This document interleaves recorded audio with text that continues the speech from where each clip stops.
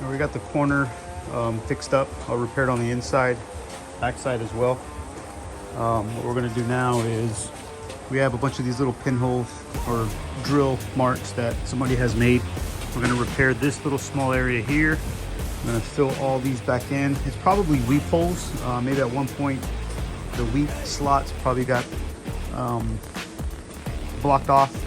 So, because there is no damage to the inside of this, and then there is no damage to the back side of it or the outside of it, other than this little piece of rust here that we'll fix. So I'm just gonna assume that they probably made some little weep holes.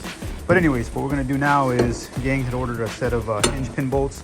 You can see the slop here. And there, so we got, now that the door's off, we'll get the new hinge pins installed, which are here. So we'll do that, fill these in, and then we're gonna move on to the floor. All right, the pin on this door on the lower hinge came out relatively easy. Just slid right out. The one on the upper side, we actually had to cut in order to get the door out. I'm assuming that in its previous life, somebody had tried to repair the pin with the door on, and as they were walking it out, it got jammed up. So the head was actually protruding out just a bit further, and what was happening is we couldn't get the door out of the door hinge pocket, so we ended up just cutting what was left of it to get this one out, or get the whole door assembly out. So like I said, this one's already come out pretty easily. We've got to replace these brass sleeves, both sides, so it'll have one on one end, one on the other. This one will be the same way too. So this one might be a little trickier because that stuck, but let's go ahead and get this one all cleaned up and fixed.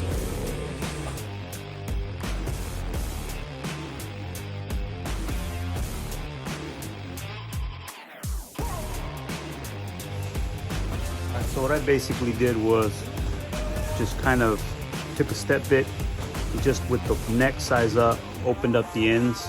That'll just kind of relieve the pressure that's where it's pinched. And then you can just take a drift and punch both sleeves out. So here are the old sleeves.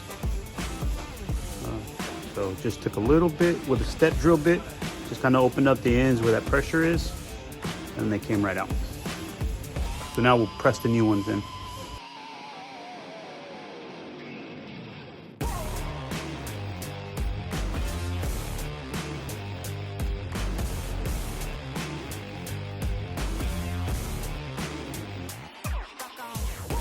All right, so the new sleeves are on the actual hinge itself, but wanted to show something here. The pin itself is knurled right at the end of that, right here.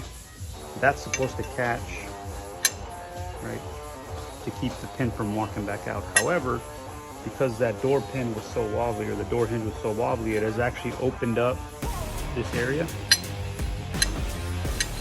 So we got two options. I have some pins from a previous kit that we can install here to fill in the gap, or we're just gonna have to weld this up a little bit and re-drill it for the correct size so that knurl will bite.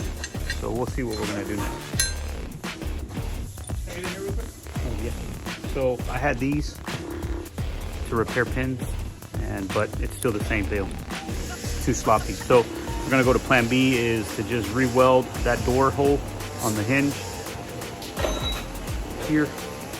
Just add some material there and then just re-drill it to the correct size. That way that knurl will bite. Sorry. Fill this in, re-drill it so the knurl will bite.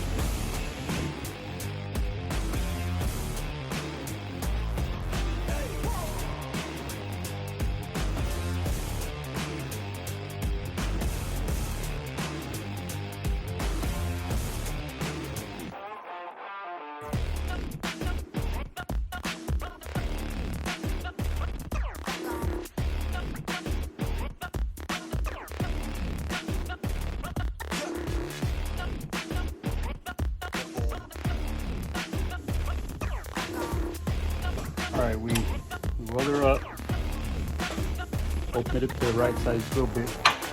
Now you can see now, just by letting it go, right? See that tension on it now?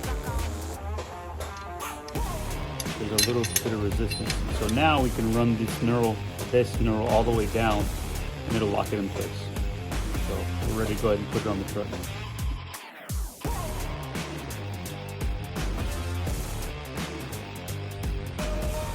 All right, got the door pin hinge installed. Now if we look at it, no slop. So this one's ready to go. Here, so they're nice and clean. One down, one to go. Now this one might be a little tricky because like I said, half of it's already pushed out.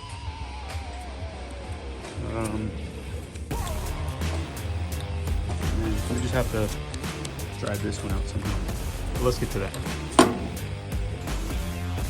All right, we got lucky. You know, so there with the old stuff. Out. Let's see. I'll drive these brass bushings out of it just like I did the other door, and then hopefully this isn't wallowed out. But if it is, at least for now we know how to repair it. Now, like we didn't know, what I'm trying to say is now we know what to do to repair it. Now we will repair it. All right, let's see. Let's drive these out.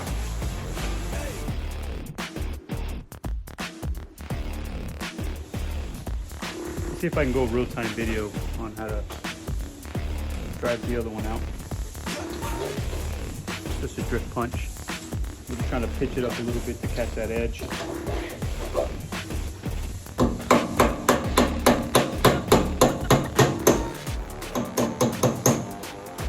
know, maybe tip it upward. Pops out. Of course, it rolls halfway across the top. Grab it. Okay, so both of them are out. I don't know how well you guys saw in the previous time lapse, but I just take some emery cloth and just kind of clean the inside of that hinge so that there's no erosion in there or scaling. Run it back and forth, one way, run it back the other way.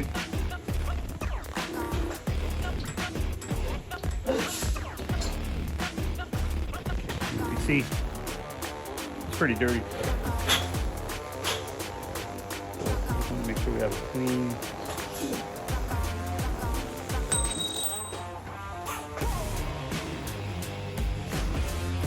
Clean half of that bolt, that pin bolt. Cool. All right, now put a little bit of SATs. Or if you put a little dab and it's going to be all over the place. I'll probably be covered by the end of this video with this.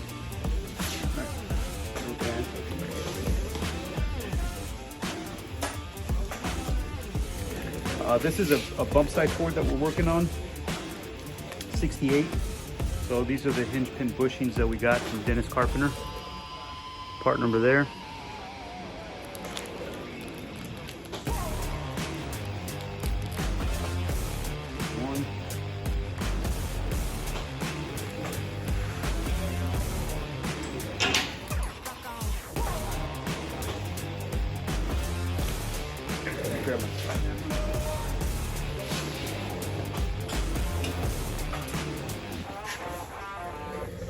It's a nice little stubby. Okay, that one. On the other side.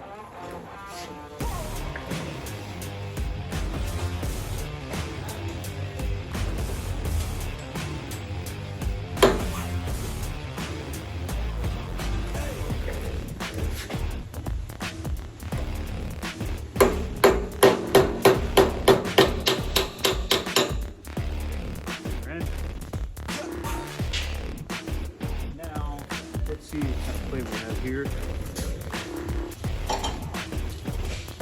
Here are the hinge pins from Dennis Carpenter. Now, one thing to notice is they're long, and they always come like this from Dennis Carpenter. So, if you notice, extremely long. Oh, extremely long. So once you drive the pin in there, all you gotta do is just cut the end of it off. Really don't know why they send it like this. Maybe it's cheaper, universal, but I'm gonna go ahead and see what kind of play we have.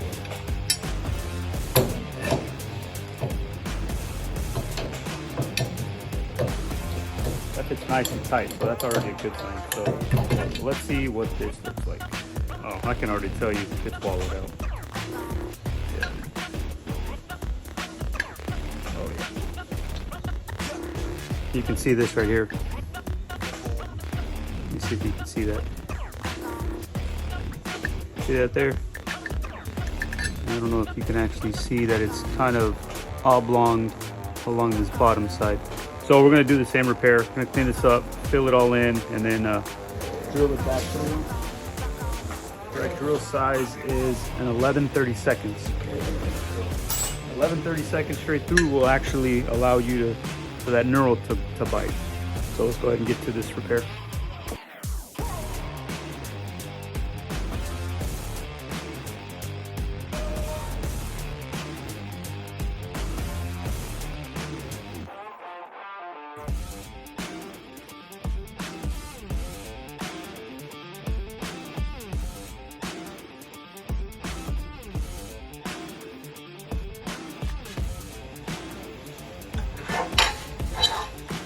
Alright, there's that hole repaired. Straight through shot, right there on the other side. And we drop the pin in. There's a little light pressure. You can tell how much, it's to get it back out. Right, so now I can actually drive down in there. Let's go ahead and get it on the truck.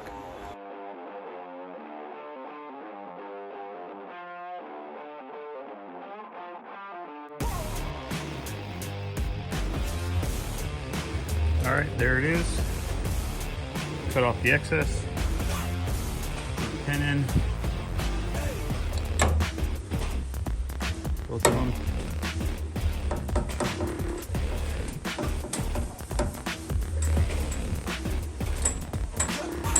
The force more than anything.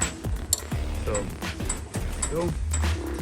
I was actually gonna make and have this video include the repairs that we're doing to this, but this kind of turned into a how-to on the door pin hinge, so I think we're just gonna end it in this video here, and we'll upload it as a how-to for a bump sight Ford 67 and 72, how to do the door pin hinges. But it pretty much applies to any old truck. You're gonna find the common issues where it's a wallowed out upper hinge, and how to repair it, or how we do it to repair it. I'm sure there's 5 ways to skin a cat, but this is what's easy for us and what works. So there you go. Cool. All right, I'm gonna have David bring the door over here with me and help me hang it on the truck, move the fender just a little bit. And what we'll do is we'll bolt it right up, kind of use the old markings just as a starting point, and then we can adjust from there.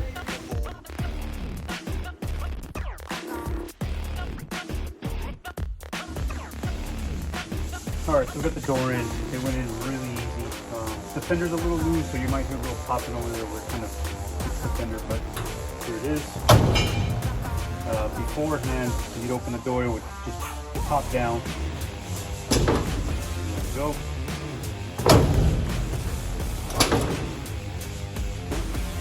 So now what we have to do is adjust the striker there. Actually, the bushing looks a little worn out too. So over time, when the door has been sagging, they've adjusted the striker to kind of compensate for the slop in the hinges. So now that we got the hinges right, and when we close it, adjust the striker. The gaps are all nice, all the way through. So that's good to go. We're going to go ahead and pull the door back off so we can do the floors. I don't know how well you can see there, but got a big old gaping hole there.